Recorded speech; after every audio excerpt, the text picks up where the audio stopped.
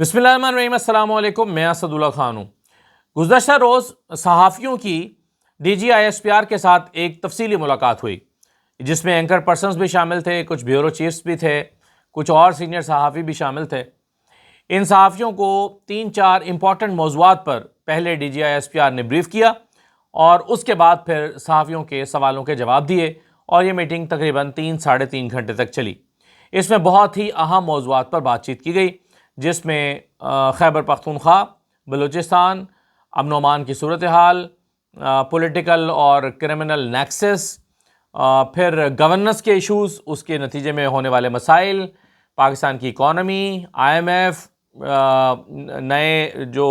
नया जो ओहदा क्रिएट किया गया है CDF का, उसके बारे में सवालात, पोस्त की फसल, बेशुमार मौज़ूआत पर बात हुई। तकरीबन तमाम ही अहम मौज़ूआत पर, वो तमाम मौज़ूआत जो आपके जहनों में मौजूद हैं, जो अगर आप वहाँ पर मौजूद होते तो पूछना चाहते, उन तमाम मौज़ूआत पर तकरीबन गुफ्तगू की गई। वो सारे सवालात जो पूछे जा सकते थे, वो सारे सवालात उनके सामने रखे और उसके जवाबात उन्होंने दिए। पहले तो उन्होंने कुछ जो ब्रीफ़ किया वो मैं आपको बता देता हूँ, फिर मैं आपको बता देता हूँ जो इंपॉर्टेंट क्वेश्चन उनसे हुए और उसका उन्होंने क्या जवाब दिया। एक तो उन्होंने अफ़गानिस्तान और अफ़गानिस्तान हुकूमत के साथ होने वाली जो टॉक्स हैं उसके बारे में बताया। फिर बॉर्डर मैनेजमेंट पर उन्होंने तफसील से इज़हार ख़याल किया। इसके अलावा फ़ॉरेन बेस्ड जो सोशल मीडिया अकाउंट्स हैं, कौन से अकाउंट्स कहाँ से चल रहे हैं, कौन से मुल्क से चल रहे हैं और उसका क्या इम्पैक्ट हो रहा है, उसके बारे में बताया। और काइनेटिक ऑपरेशंस और दहशतगर्दों के ख़िलाफ़ कार्रवाइयों के बारे में ब्रीफ़ किया।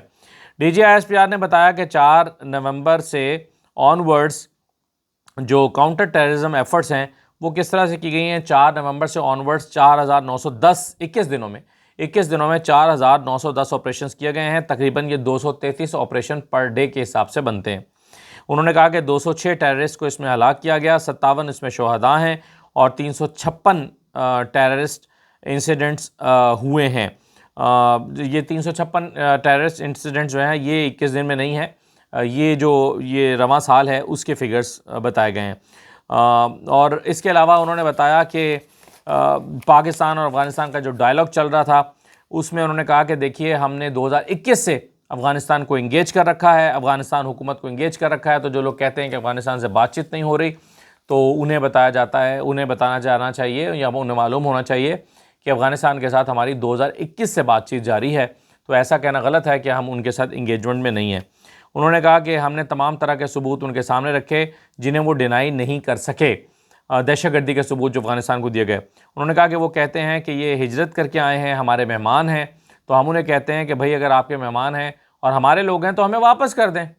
अगर यानी TTP के हवाले से बात हो रही कि ये तो हमारे मेहमान हैं, ये वहाँ से हिजरत करके यहाँ पर आए हैं, तो उन्होंने कहा कि जैसे हम आपके लोगों को वापस कर रहे हैं इसी तरह आप हमारे लोगों को वापस कर दें, हम जाने और ये जाने। फिर उन्होंने कहा कि अमेरिका 7.2 अरब डॉलर का असलहा छोड़कर गया, जो सिगार की रिपोर्ट में भी बताया गया है, और उसके नतीजे में तालिबान के पास जदीद असलहा मौजूद है, नाइट विजन फैसिलिटी मौजूद है, बुलेट प्रूफ जैकेट्स भी उनके पास मौजूद हैं। तो उनके पास तमाम तरह का जो इक्विपमेंट है वो मौजूद है दहशतगर्दों के पास।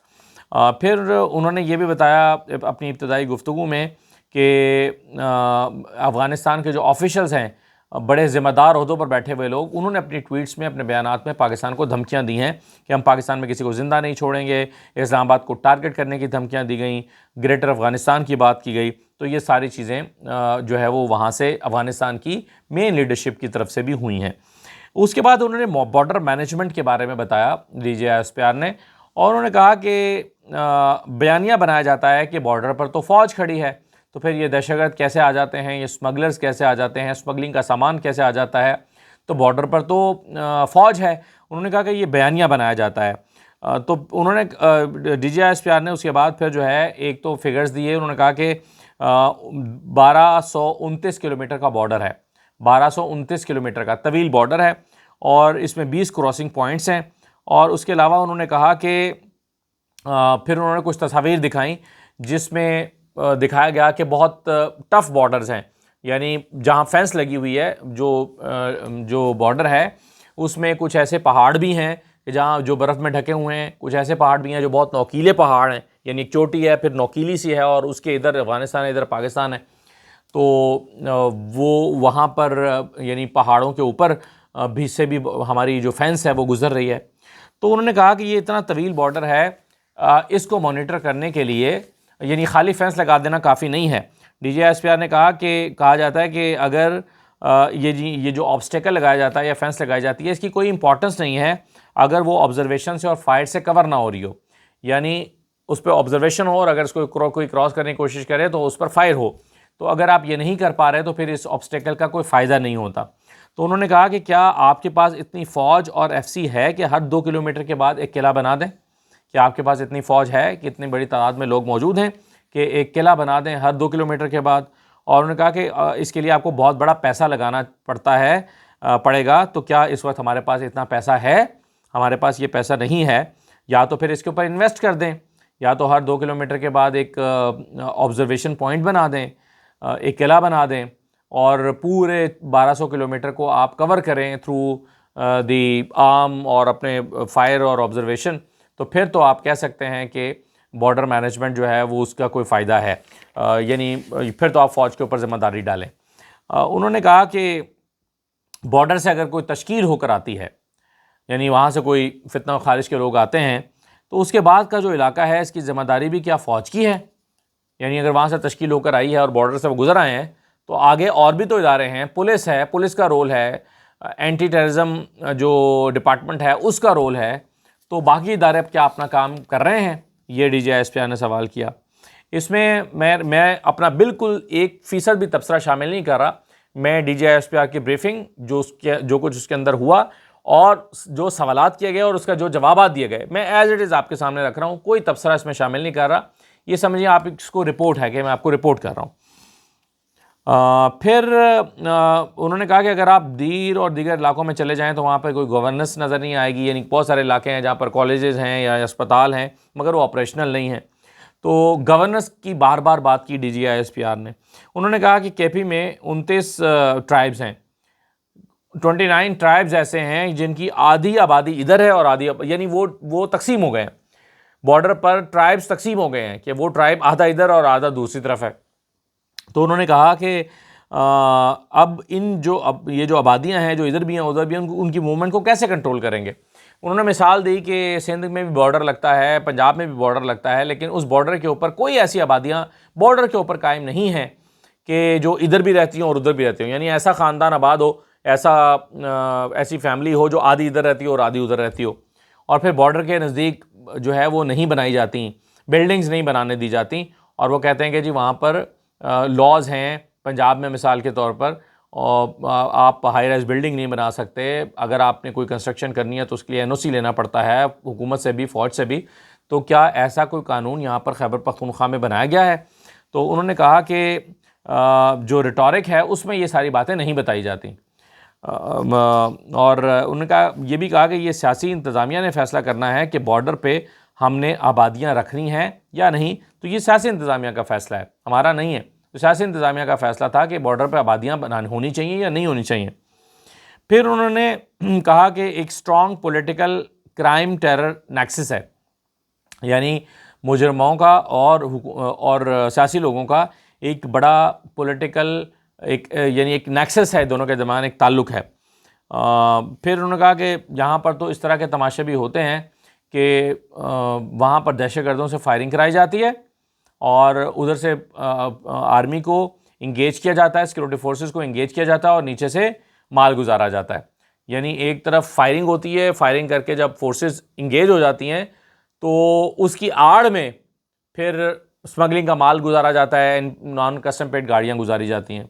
तो उन्होंने कहा कि देखें कि है ना मज़े की बात कि ये भी तमाशा होता है। यानी इससे साबित उन्होंने ये किया, आर्गूमेंट का मतलब ये था कि दहशतगर्दों का और कारोबार का इलीगल स्पेक्ट्रम जो है, इलीगल कारोबार है, उसका आपस में एक ताल्लुक़ है।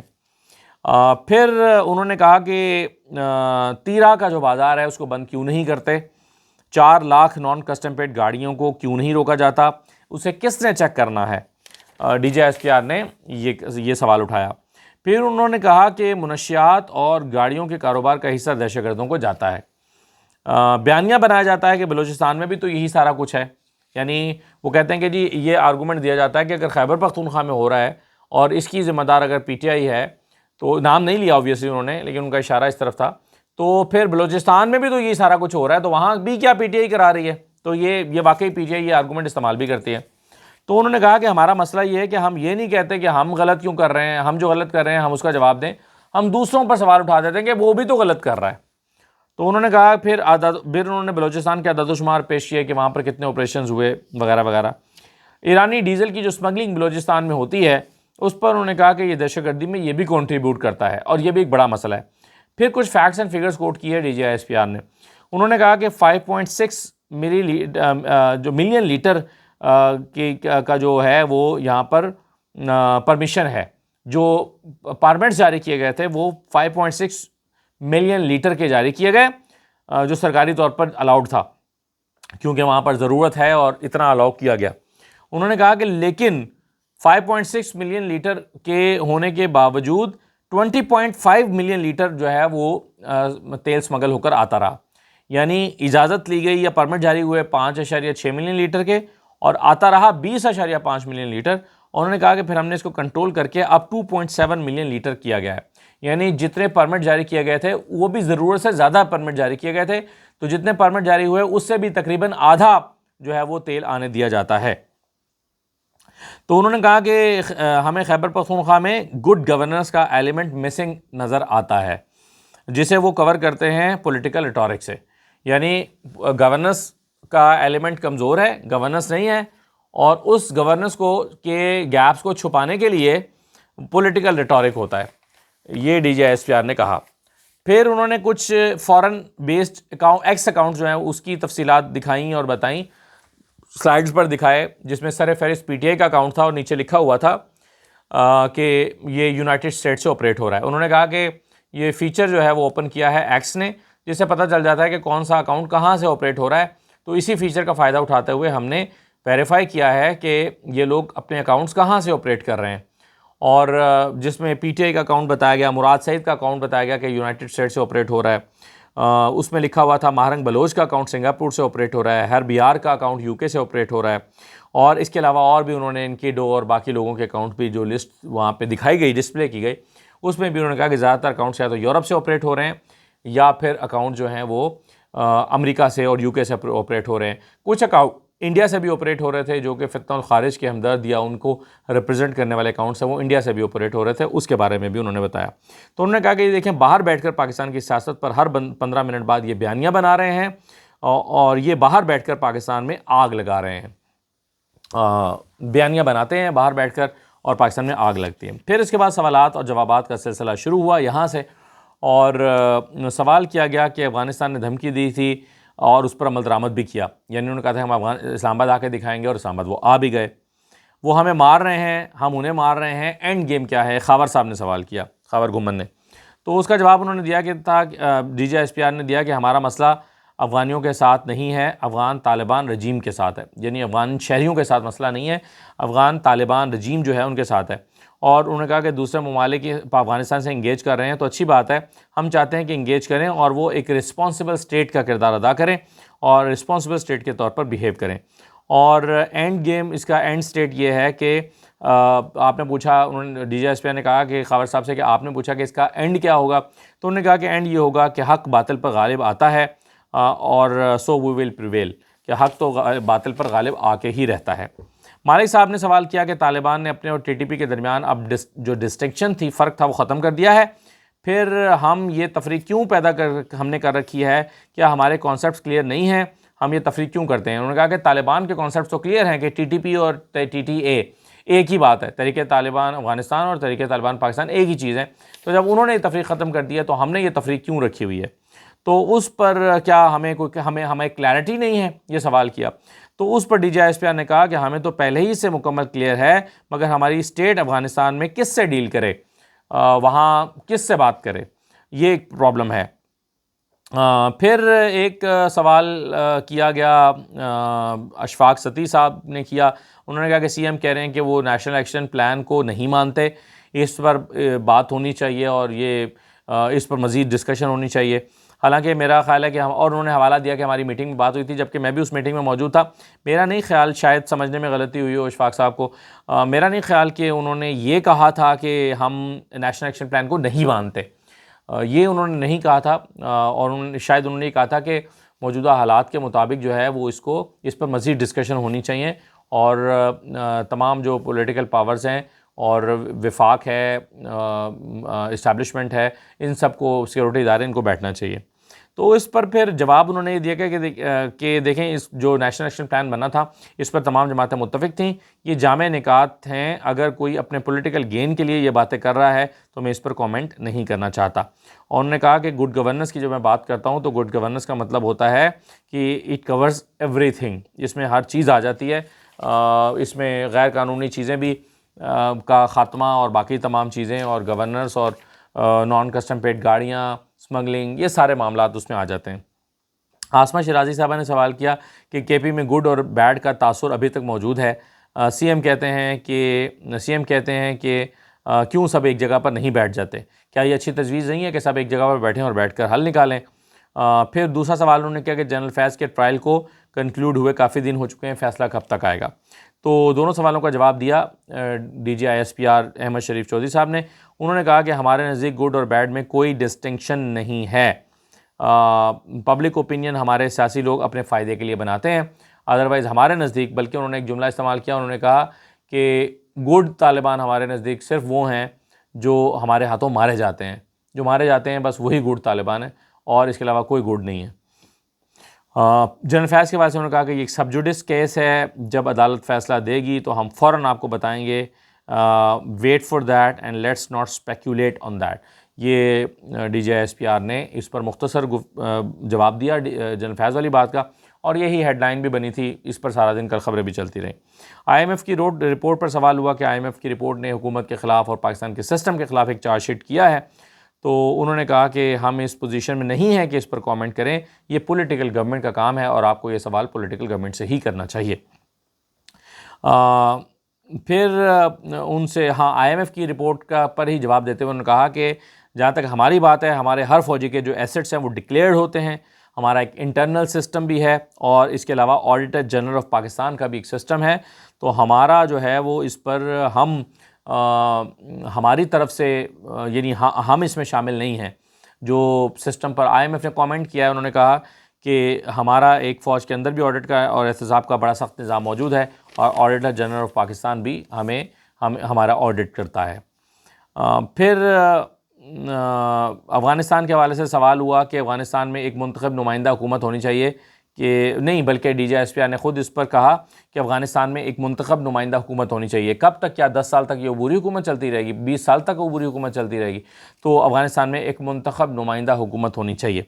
दहशतगर्दी बलूचिस्तान में भी है, उन्होंने कहा, मगर वहाँ की हुकूमत इसके ख़िलाफ़ लड़ने को तैयार है, इसकी इंटेंशन दिखाई देती है। यानी खैबर पख्तूनख्वा और बलूचिस्तान में फ़र्क उन्होंने ये बताया कि बलूचिस्तान की में भी दहशतगर्दी तो है, लेकिन वहाँ की गवर्नमेंट इससे लड़ने के लिए तैयार है, दहशतगर्दी के ख़िलाफ़ लड़ने के लिए तैयार है, और उसकी इंटेंशन दिखाई देती है। यानी उनका मतलब यह है कि खैबर पख्तूनख्वा की जो हुकूमत है वो दहशतगर्दों के ख़िलाफ़ उस तरह से इंटेंशन नहीं रखती, लेकिन बलूचिस्तान की हुकूमत इंटेंशन रखती है।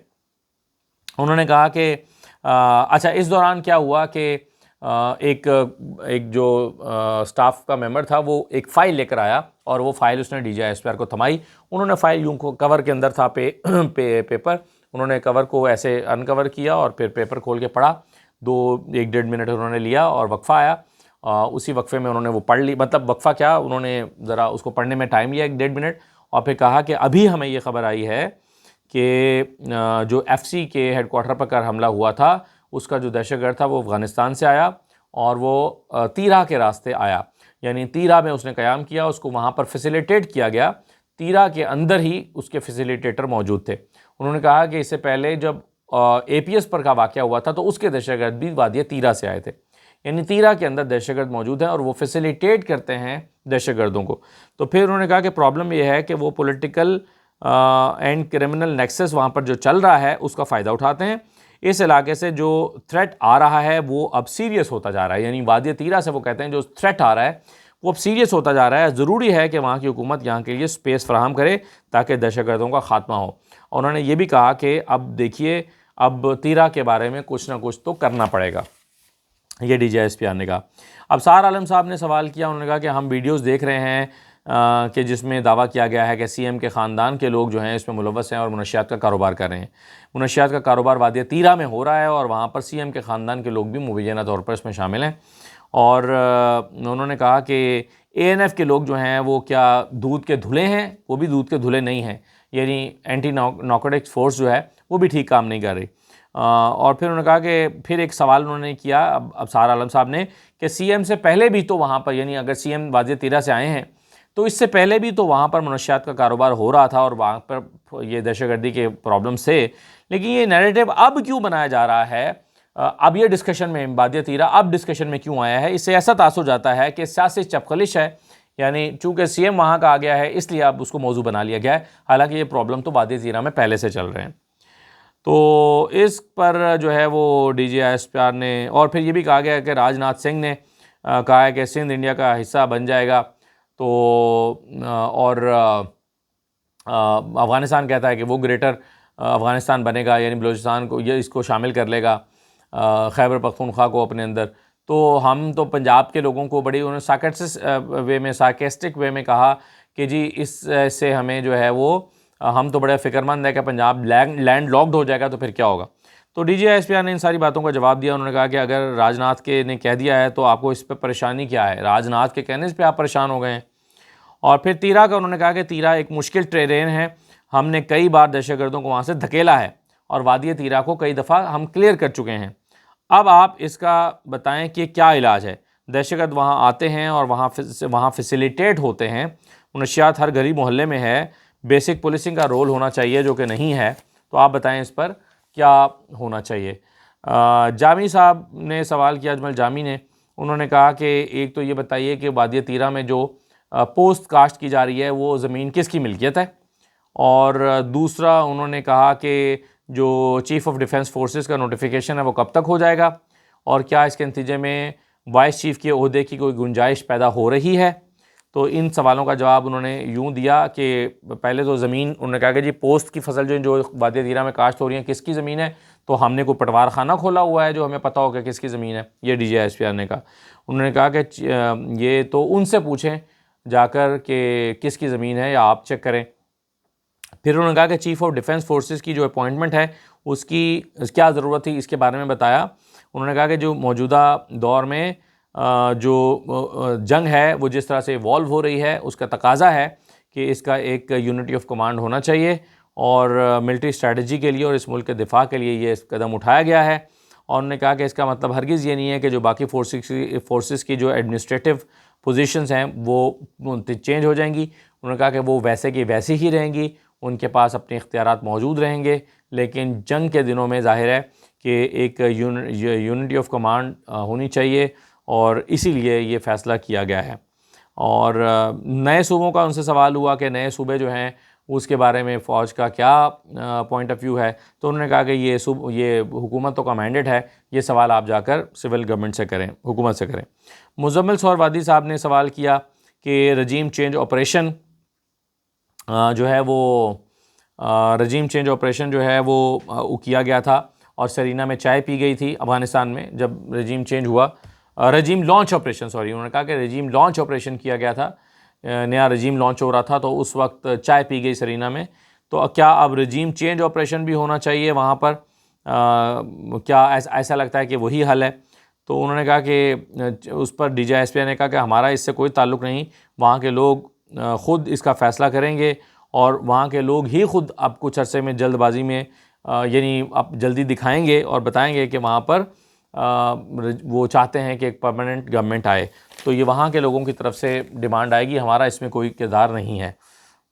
अरीना शिगरी साहबा ने सवालात किए 2-3। उन्होंने कहा कि TTP ऑपरेटिव्स जो हैं वो कितने हैं? उन्होंने हवाला दिया कि हमारी जो चीफ़ मिनिस्टर के साथ मुलाकात हुई थी उसमें शायद खट्टक साहब ने कहा था कि 22,000 यहाँ पर तालिबान लाए गए थे और उनमें से 11,000 मारे गए हैं।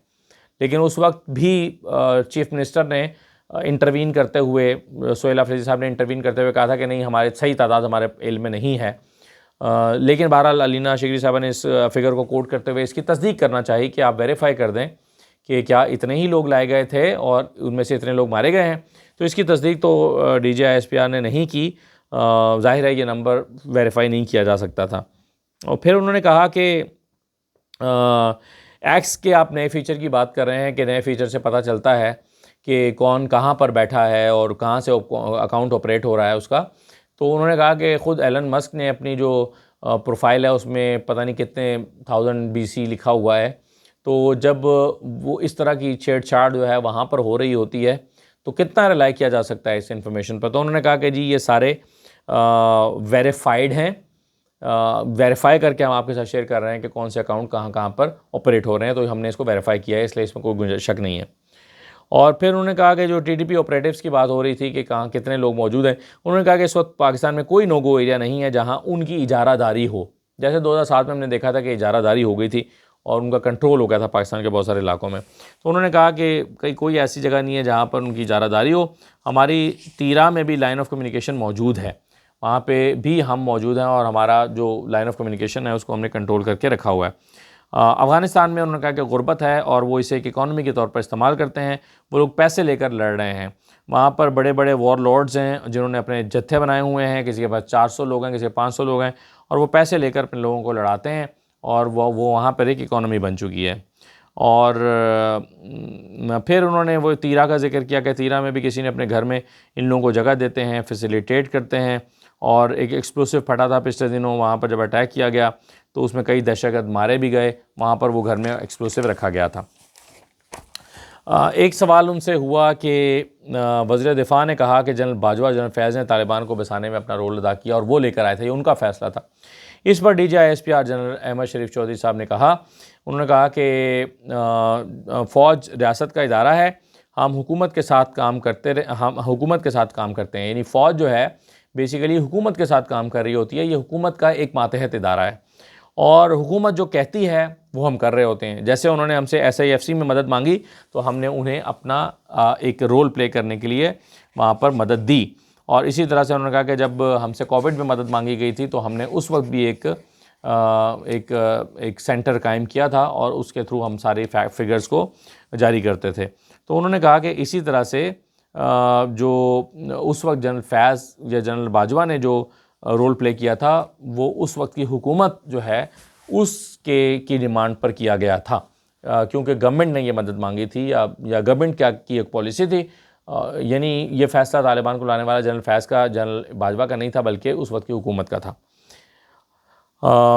फिर उन्होंने एक और बात की, उन्होंने कहा कि देखें कौन ड्राइव कर रहा है, कौन चाहता था, किसकी ख्वाहिश थी, ये सबको क्लियर है कि कौन चाहता था इनको वापस लेकर आएँ। उस वक्त कौन ड्राइव कर रहा था, यानी प्राइम मिनिस्टर कौन था, कौन चाहता था इनको वापस लाया जाए, किसकी ख्वाहिश थी, ये सबको क्लियर है। यानी ये जनरल बाजवा की ख्वाहिश नहीं थी, ये इमरान खान की थी। अच्छा, फिर उन्होंने ये भी कहा कि देखें फितना और खारिज ने तमाम पॉलिटिकल पार्टीज़ के लीडर्स को हिट किया, उन पर हमले किए, लेकिन सिर्फ एक पार्टी बची हुई है जिस पर अटैक्स नहीं हुए, जो तालिबान की तरफ से या फितना खारिज की तरफ से, यानी इशारा उनका PTI की तरफ था। तो उन्होंने कहा कि देखें इसका मतलब है कि इनकी आपस में कोई ना कोई अंडरस्टैंडिंग तो है। इस फितना खारिज का इस्लाम से कोई ताल्लुक़ नहीं, इनके वादे पर एतमाद नहीं किया जा सकता, ये जो है वो उन्होंने कहा। फिर एक सवाल उनसे ये हुआ कि अपने सियासी फ़ायदे के लिए बयानियाँ बनाने वाले, हाँ नहीं, ये बल्कि ये नहीं है, हाँ, राव खालिद साहब का एक सवाल था। उन्होंने कहा कि नक्टा जो है वो कोई काबिल ज़िक्र काम नहीं कर रहा, तो वो इफ़ेक्टिव है या नहीं है, ये उन्होंने सवाल किया। तो इस पर DG ISPR ने एक जवाब दिया कि फ़लाँ इदारे जो हैं काम कर रहे हैं और हम वो चाहेंगे कि इस पर सहाफ़ियों को एक ब्रीफिंग दिलवाएँ। तो ये थी जी आज की जो इनफैक्ट कल की जो भी सारी गुफ्तगू थी, जिसमें जो सवालात किए गए और जो जवाबात DG ISPR की तरफ से दिए गए। बहुत सारे लोग थे जिन्होंने हाथ खड़े मुसलसल करते रहे, लेकिन उनको सवाल करने का मौका नहीं मिला, क्योंकि ज़ाहिर है वक्त महदूद होता है। उन्हीं में मैं भी शामिल था, मुझे भी सवाल करने का मौका नहीं मिला, शायद अगली दफ़ा मिल जाए। लेकिन यह है कि जो सवालात लोगों ने किए उसके जो जवाबात आए वो मैंने आपके सामने रख दिए हैं। इजाज़त दीजिए, अल्लाह हाफ़िज़।